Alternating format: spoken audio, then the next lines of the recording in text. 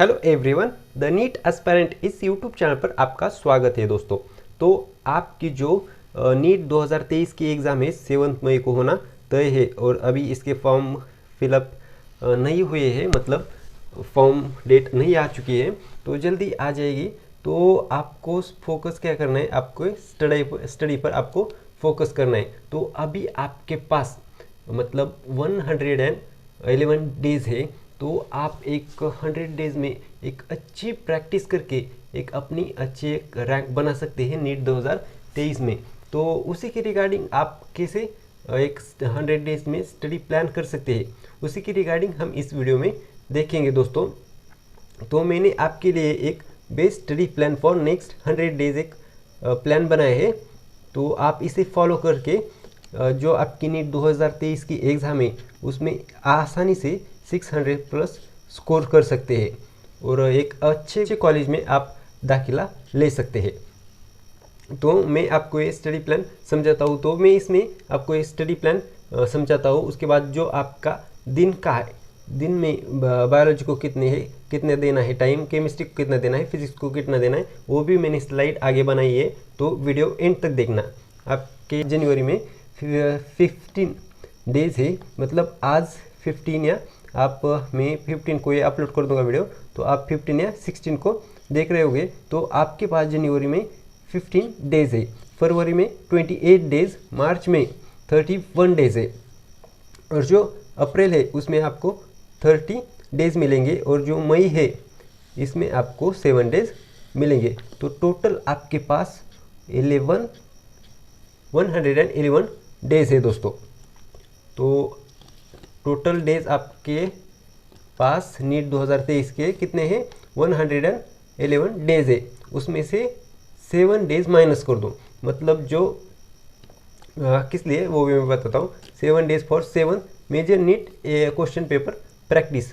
जब आपका मई आएगा तब आपको एक दिन में जो 720 आउट ऑफ 720 का आपको मेजर प्रैक्टिस करना है।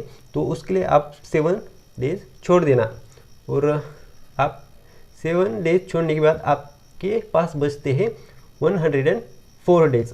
तो उसमें से ही 4 डेज माइनस कर देना, मतलब 4 डेज किस लिए, 4 डेज मतलब जो आपकी अदर एक्टिविटीज़, आप बीमार पड़ गए या कैसी आपकी घर की एक्टिविटीज, उसके लिए 4 दिन छोड़ दो।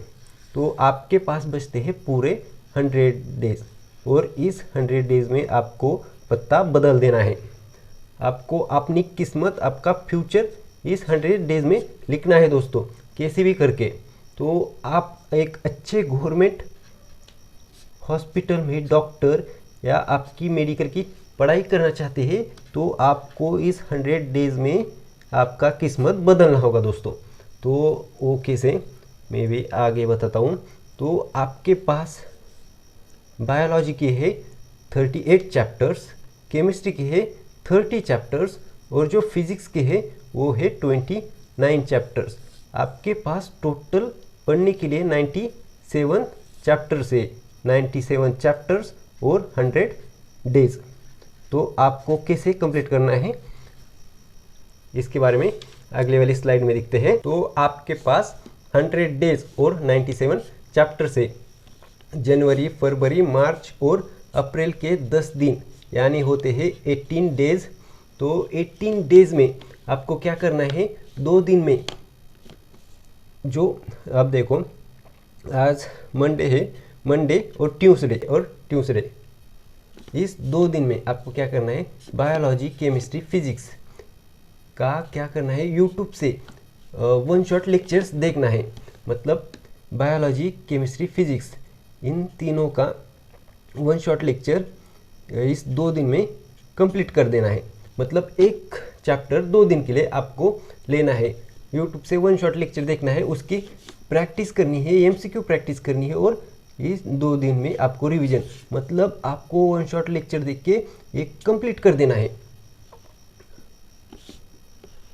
और इस 18 डेज़ में आपको हर आने वाले संडे को जो आपका जो पिछला हफ्ता रहा है उसमें से आपको जितना आपने पढ़ा है और जो मतलब पीछे आपने पढ़ा है उसका आपको क्या करना है, रिवीजन और सेल्फ एग्ज़ाम देकर आपको सेल्फ प्रैक्टिस कर लेनी है। 80 days for one shot lecture, आपको 100 डेज में से -18 डेज आपको वन शॉट लेक्चर के लिए देने हैं। मतलब एक चैप्टर आप 2 दिन में आपको पढ़ना है और ख़त्म भी करना है उसे। 2 दिन में आपको बायोलॉजी का, केमिस्ट्री का और फिजिक्स का एक एक चैप्टर ख़त्म कर देना है। और जो नेक्स्ट के जो 20 डेज बचते हैं उसके आपको MCQ प्रैक्टिस करनी है। MCQ प्रैक्टिस मतलब आप एग्ज़ाम देकर वो प्रैक्टिस कर देनी है। वो कैसे करनी है वो भी मैं आपको बताता हूँ। 1 या 2 दिन का गैप देकर सबसे पहले आपको 3 चैप्टर के फिजिक्स केमिस्ट्री और बायोलॉजी के 3 चैप्टर पर एग्ज़ाम, उसके बाद 2 दिन का गैप देकर पढ़ाई कर 6 चैप्टर्स पर एग्ज़ाम, उसके बाद 2 दिन का गैप देकर 10 चैप्टर्स पर एग्ज़ाम, और ऐसे करते करते हाफ बायोलॉजी, केमिस्ट्री, फिजिक्स ऐसे आपको लेना है। उसके बाद फुल, आप इतना सारा करने के बाद आपको फुल पढ़ाई होने के बाद आपको फुल बायोलॉजी या केमिस्ट्री या फिजिक्स ऐसे आप सेल्फ प्रैक्टिस कर सकते हैं। 20 डेज आपको ऐसा करना है। 80 डेज कैसे करना है आपको, 2 डेज फॉर फर्स्ट, मतलब 2 days for 1 chapter biology, chemistry और फिजिक्स। मतलब 2 दिन में आपको बायोलॉजी का एक, फिजिक्स का एक, केमिस्ट्री का एक चैप्टर पूरा करना है। उसके बाद 2 दिन में दूसरा जो बायोलॉजी का चैप्टर है दूसरा उसे कंप्लीट करना है, केमिस्ट्री का चैप्टर कंप्लीट करना है, फिजिक्स का। यहाँ पर 2 दिन कौन से चैप्टर्स को बहुत ज़्यादा है और कौन से चैप्टर्स को बहुत कम।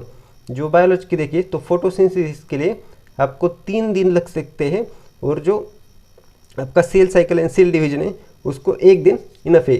तो आप ऐसे ही केमिस्ट्री में है, केमिस्ट्री में थर्मोडायनामिक्स के लिए 3 दिन लगते हैं, और जो chemistry in everyday life biomolecules है उसके लिए 1 दिन इनफ है। फिजिक्स में भी वैसा ही है।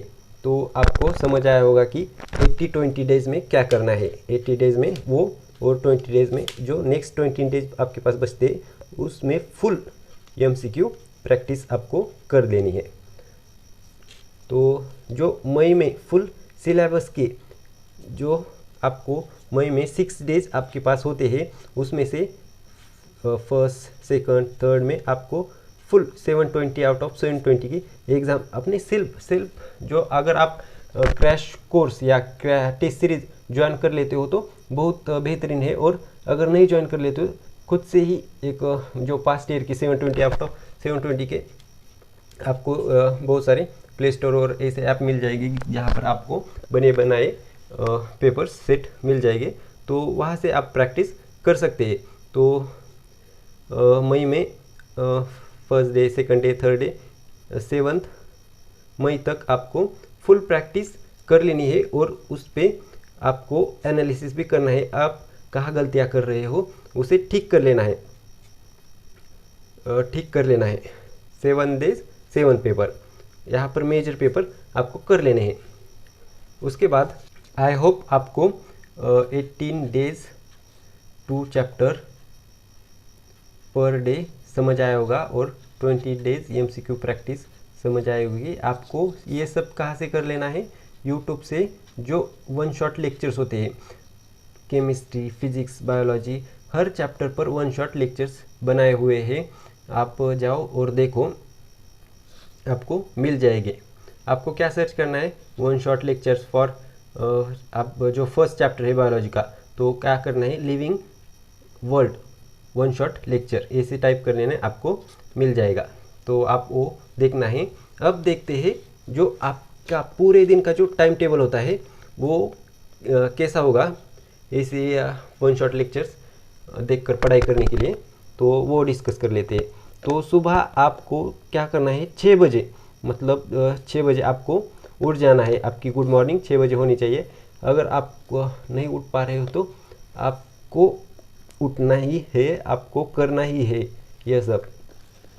तो 6:20 तक, 6:20 AM तक आप फ्रेश, मतलब आप अपने ब्रश वगैरह मुंह वगैरह धो लेना। उसके बाद 7:20 to 8:30 AM बायोलॉजी का जो लेक्चर से वो देख लेना। उसके बाद 8:30 to 9 AM तक आपको ब्रेकफास्ट मतलब आधे घंटे का आपको ब्रेक लेना है 30 मिनट्स का। उसके बाद 9 बजे सुबह के 9 बजे आपको फिर से आपको पढ़ाई के लिए बैठना है 11:30 तक। 11:30 तक पहले जो 2 घंटे है यहाँ पे 6:20 AM to 8:30 AM यहाँ पे जो 2 घंटे है उसमें आप बायोलॉजी का लेक्चर्स देख सकते हैं। ज़्यादा बड़ा नहीं होगा, मेरे हिसाब से 2 घंटे का होगा। तो 2 दिन में आपको करना है, तो आपको आधा लेक्चर्स देखना है और जो आधा लेक्चर देखा है उसकी बायोलॉजी NCERT अगले 2 घंटे में पढ़नी है। अगले 2 घंटे में उसकी NCERT पढ़नी है, उसके साथ साथ MCQ भी आपको देख लेना है। उसके बाद जो 11 बजते हैं 11:30 से 12:30 आपको लंच के लिए ब्रेक देना है 30 मिनट्स। उसके बाद दोपहर में 12 बजे आपको पढ़ाई के लिए बैठना है। 12 बजे से 2 बजे तक आपको क्या करना है, केमिस्ट्री का लेक्चर्स 1 शॉट लेक्चर्स आपको केमिस्ट्री का देखना है। फिर अगले 2 से 3 बजे दोपहर के 2 से 3 बजे आपको क्या करना है, पावर नैप या और कुछ जो आप एक्टिविटी करना चाहते हैं वो कर लेनी है। मतलब 1 घंटे का आपको यहाँ पर ब्रेक देना है। उसके बाद आपको 3 बजे फिर से पढ़ाई के लिए बैठना है और 3 से 5 आपको केमिस्ट्री की NCERT और MCQ देख लेने हैं। उसके बाद 5 बजे से लेकर 5:30 बजे तक आपको रिलैक्स रहना है। रिलैक्स रहो, टी ब्रेक लो या पावर नैप लो या अपने घर वालों से बात करो, कुछ भी एक्टिविटीज़ कर सकते हैं।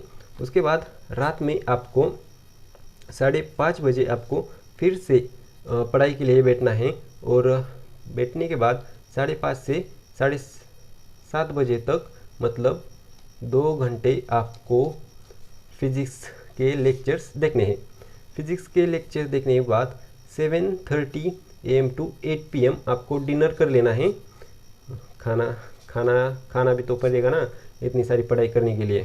तो 8 PM को आपको फिर से पढ़ाई के लिए बैठना है। तो 8 PM to 10 PM 2 घंटे तक, 2 घंटे से ज़्यादा कोई भी पढ़ाई नहीं कर सकता, तो 2 घंटे ही इनफ है। मतलब अगर एक बार बैठते हो तो 2 घंटे तक बैठो। उसके जो अगले 2 घंटे होते हैं उसमें आपको फिजिक्स के क्वेश्चन पेपर प्रैक्टिस करने हैं। क्वेश्चंस जो आपने लेक्चर देखा है, जिस भी चैप्टर का लेक्चर देखा है उसके आपको क्वेश्चन प्रैक्टिस करने हैं। उसके बाद जो ये सब होने के बाद 10 बजे तक ये कर लेना। और जो आपके पास 2 घंटे बचते हैं 10 से 12 तक आपको क्या करना है, 10 से 11 तक बायोलॉजी की MCQ प्रैक्टिस करनी है। जो जिस चैप्टर का आपने सुबह लेक्चर देखा है, प्रैक्टिस की है, उसके MCQ प्रैक्टिस आपको रात को 1 घंटा करनी है। और 11 to 12 जो आपने केमिस्ट्री का लेक्चर देखा है उसकी प्रैक्टिस आपको 11 to 12 में करनी है। और जो 12 से 6 बजे तक आपको सोना है, मतलब स्लीप लेनी है। और जो 6 आवर्स की स्लीप है ये आपके लिए सफिशिएंट है, बहुत ज़्यादा अच्छी है। ये बहुत ही अच्छा ड्रॉपर के लिए, मतलब ड्रॉपर स्टूडेंट के लिए बहुत ही अच्छा प्लान है। उनके पास पूरा समय होता है इस प्लान को फॉलो करने के लिए। और जो रेगुलर के स्टूडेंट होते हैं उनको बोर्ड एग्ज़ाम भी देनी पड़ती है, तो अपने हिसाब से मॉडिफाई कर लेना है थोड़ा सा प्लान। और अगर आप मॉडिफाई नहीं कर पा रहे तो मुझे कमेंट में बताना, मैं आपको सजेशन दूंगा। और टेलीग्राम या इंस्टाग्राम पर भी आप मुझे फॉलो कर सकते हैं, तो वहाँ पर भी मैं आपको DM के जरिए आपको सुझाव दे सकता हूँ। तो वीडियो एंड तक देखने के लिए थैंक यू। और ये 100 डेज़ प्लान आपको कैसा लगा मुझे कमेंट में और इंस्टाग्राम के DM में भी बताना। उसके अलावा लाइक कर देना, शेयर कर देना, सब्सक्राइब